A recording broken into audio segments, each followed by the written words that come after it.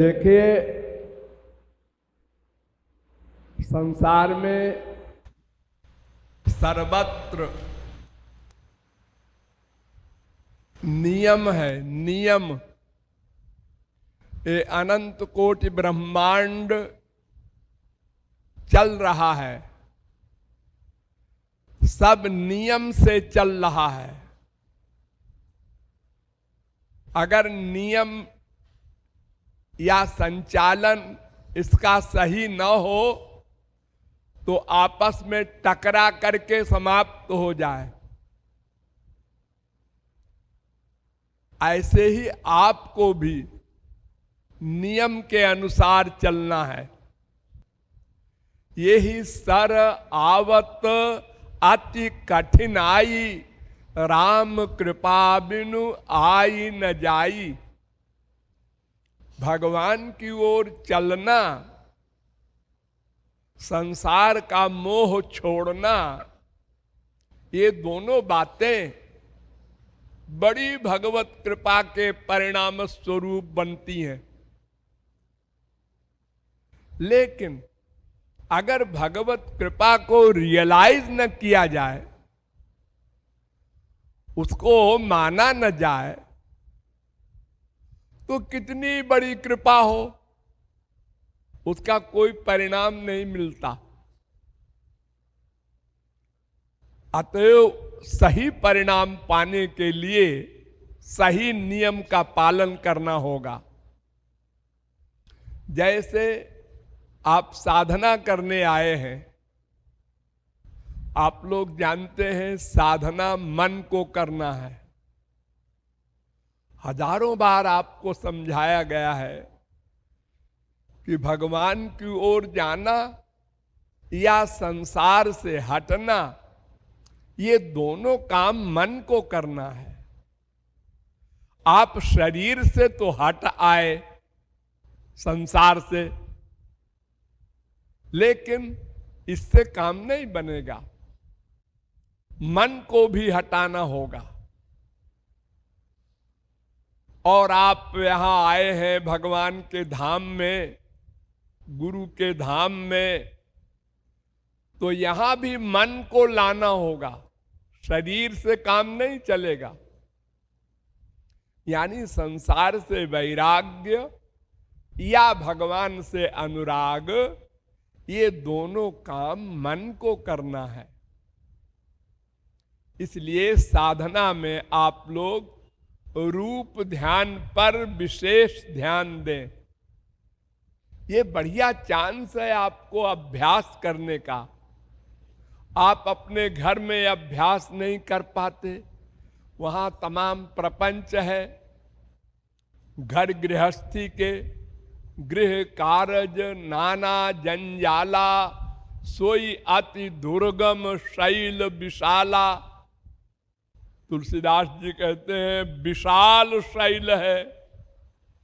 अरे मान लो एक घर में 4 आदमी हैं, वो 4 संस्कार के हैं, 4 रुचि है उनकी, अपना अपना इंटरेस्ट है।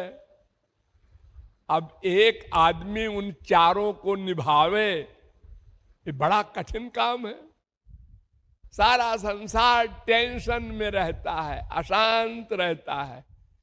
बीवी ऐसी है, बेटा ऐसा है, पति ऐसा है, बाप ऐसा है, और तुम भी वैसे ही हो, दूसरे को क्या कह रहे हो? सब एक से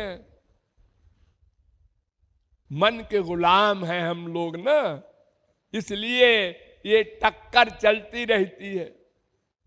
तो अब उससे छुटकारा पाके जब आ गए हैं तो उसको काम में लीजिए। भगवान का रूप ध्यान, गुरु का रूप ध्यान बनाइए, अभ्यास कीजिए। घबराइए नहीं, एकदम नहीं बन जाएगा। अरे आप लोग जब पैदा हुए तो करवट लेना भी नहीं जानते थे। आपको याद न होगा, भूल गए होंगे, लेकिन वो क्या अवस्था थी कि एक व्यक्ति हट्टा कट्टा भी जब ऑपरेशन होता है कोई बड़ा, और 24 घंटे तक उसको करवट नहीं लेने देते, तो क्या हालत होती है उसकी। और वो इतना कोमल बच्चा कितने दिन तक करवट नहीं ले पाता, असहाय है, मजबूर है। बहुत परिश्रम करके बार बार चेष्टा करता है, शरीर में दर्द होता है बेचारे के, तो करवट लेना सीखता है, फिर बैठना सीखता है, फिर खड़ा होना सीखता है, फिर चलना सीखता है। इन सब क्रियाओं में बड़ा कष्ट भोगा है आप लोगों ने। वो चाहे राजकुमार हो और चाहे भिखारी कुमार हो, सबको बहुत कष्ट मिला है। लेकिन आपने वो सब किया और चलने लगे, दौड़ने लगे। तो नियम में बांधो तो मन वश में होगा। संयमित सब साधन होना चाहिए। अगर ये नहीं होगा तो फिर आप संसार में भी सफल नहीं होंगे, भगवान के यहां भी सफल नहीं होंगे। दोनों जगह नियम है, संयम है। आप जा रहे हैं खाना खाने थाली लेके, क्या देख रहे हैं, क्या सोच रहे हैं? हाँ, हमको केवल भगवान की बात सोचना है, केवल भगवान का नाम बोलना है। ये खाना क्यों खाना है? इसलिए कि भजन कर सकें, साधन कर सकें। भोजन को भी भजन के लिए सोचकर भोजन कीजिए।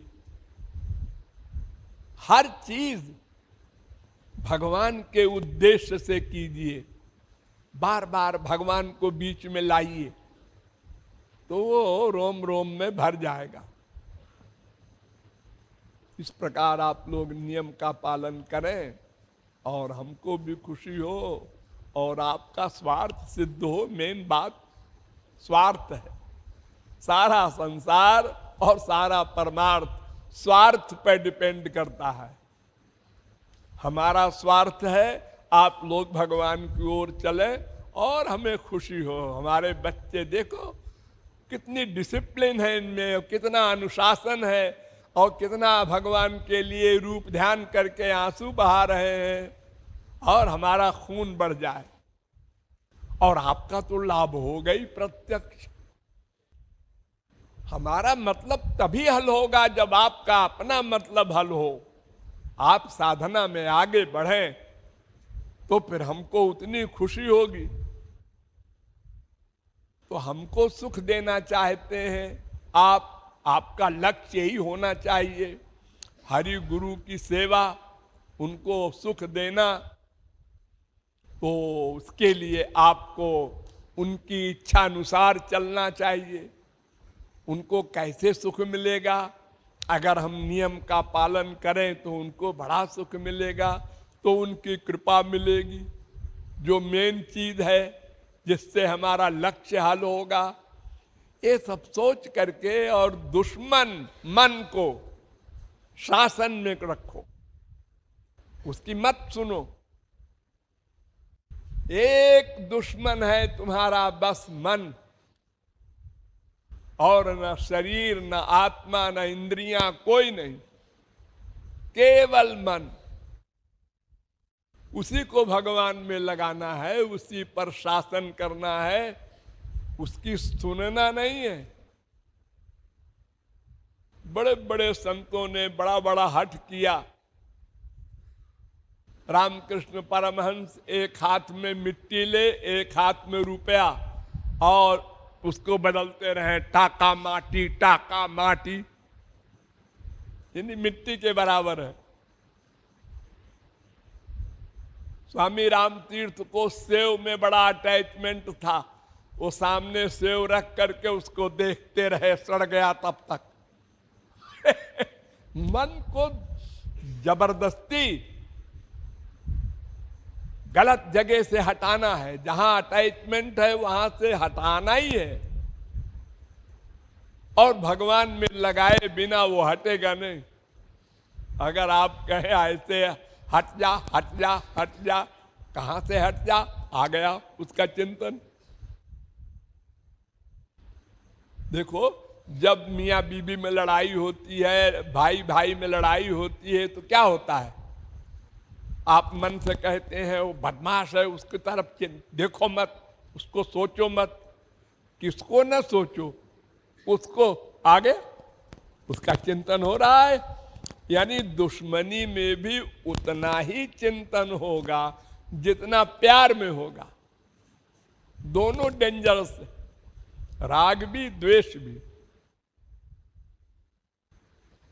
इसलिए खाली ये सोचने से काम नहीं चलेगा, ये खराब है इसको हटाओ, मन को यहां से हटाओ, नहीं, वहां लगाओ तब हटेगा, उधर लगाओ।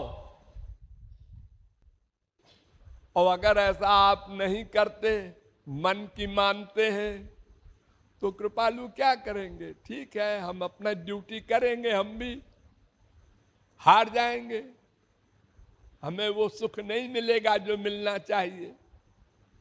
हम तो अपना काम करेंगे, आपसे आशा रखेंगे, हम निराश नहीं होते।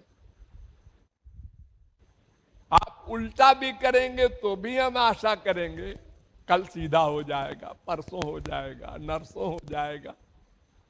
हम आशावादी हैं। अन्यथा तो संसार में भगवान को या महापुरुष को आने नहीं चाहिए, अगर निराशावादी हो तो, क्योंकि यहां तो सब एक से हैं। सुन लिया, हाँ, वाह वाह वाह वाह वाह, बहुत बढ़िया समझाया। और जब मानने की बात आई तो कभी 100% माना, कभी 50% माना, कभी 1%, और कभी न्यूट्रल, और कभी क्या फालतू, चलो सो जा। ये हाल है, हमको मालूम है ये सब हालत होती है आप लोगों की। लेकिन अगर आप लोग डट जाएं, कमर कस लें, तो तुलसी, सूर, मीरा, कबीर, नानक, तुकाराम हम ही लोगों के बीच में, हम ही लोगों की तरह थे एक दिन, और उन्होंने सोच लिया, डट गए, प्रतिज्ञा कर ली, बस महापुरुष हो गए। कोई अनादिकाल से महापुरुष नहीं थे वो लोग। अरे हमसे 1000 गुना बदतर थे। आप लोगों में कोई ऐसा स्त्री प्रेमी, पति प्रेमी है कि जो सांप को रस्सी समझ करके उसको पकड़ के दीवार लांग जाए? कोई नहीं है। अरे जब तुलसीदास ने सांप को पकड़ा होगा तो सांप ने कितना अपने शरीर को ऐंठा होगा बेचारा, उसको कष्ट हुआ होगा ना। वो भी नहीं समझा तुलसीदास ने कि ये सांप है कि रस्सी है। इतना अटैचमेंट। अब अपनी बीबी में, पराई बीबी में अटैचमेंट ज्यादा हो जाता है लोगों का। अपनी बीबी में क्या प्रॉब्लम है, वो तो जा ही रहे हो ससुराल वो तो मिलेगी उसके लिए। लेकिन उसी जन्म में महापुरुष भी हो गए। ये सूरदास हैं, बड़े बड़े महापुरुष। तो ये कोई असंभव बातें नहीं है भगवत प्राप्ति वाली, लेकिन हमको डटने की आवश्यकता है। एक एक पैसा प्रॉफिट ले करके टाटा बिरला बनते हैं लोग, एक एक पैसे के प्रॉफिट से। ऐसे ही क्षणशः क्षणशो विद्या, कणशः कणशो धनम। एक एक क्षण काम में जो ले ले मानव देह का, वो भगवत प्राप्ति कर लेता है। और जो मानव देह का दुरुपयोग करने पर तुल गया है, अरे अब मैं 60 का हो गया, अब क्या है, थोड़े दिन और बात है, अब तो 80 हो गया, अब क्या है, अब तो जाने का समय आ गया। अरे कहाँ जाओगे गोलोक अरे वो चप्पलें पड़ेंगी नरक में, तब याद आएगी कि हाँ, मानव देह का क्या दुरुपयोग किया मैंने, लापरवाही की, कृपालु की बात नहीं सुना हमने,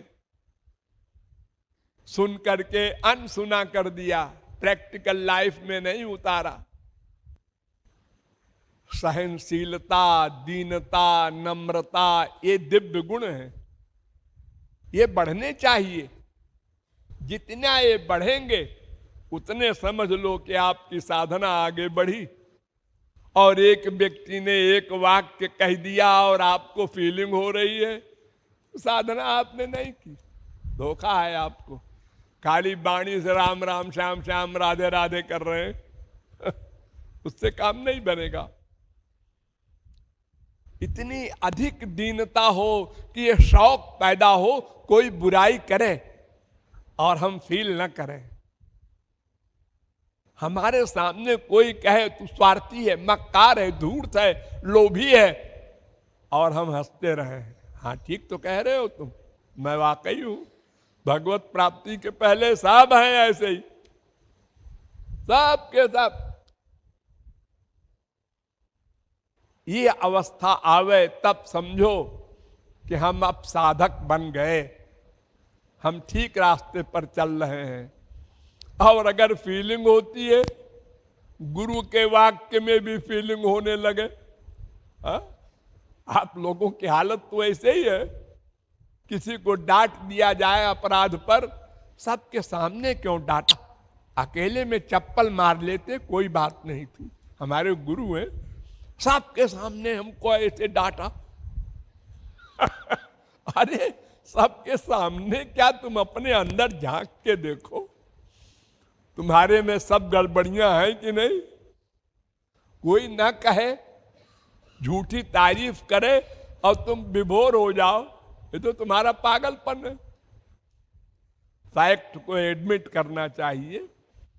एक हेड कांस्टेबल को कोई कह देता है आप हेड कांस्टेबल हैं, तो यूं मुझ पे हाथ फेरता है, जी जी, ये नहीं कहता हमको एसपी कहो, डीआईजी कहो, आईजी कहो, ऐसा नहीं कहता हो, वो खुश है अपने में।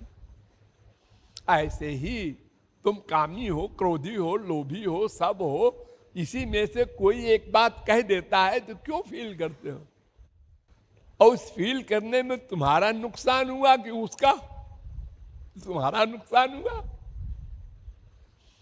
तो ये सब सोचो और प्रैक्टिस करो। और सोते समय 2 मिनट बैठ करके सोचो, आज हमने कहां कहां क्रोध किया, क्यों किया, कल नहीं होने देंगे।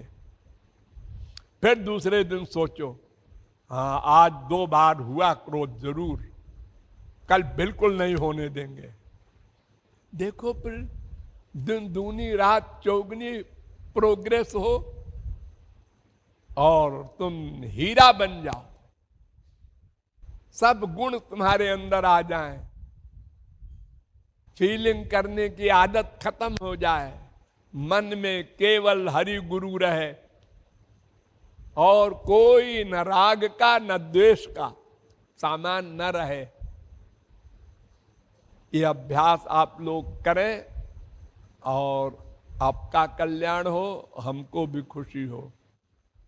शेष फिर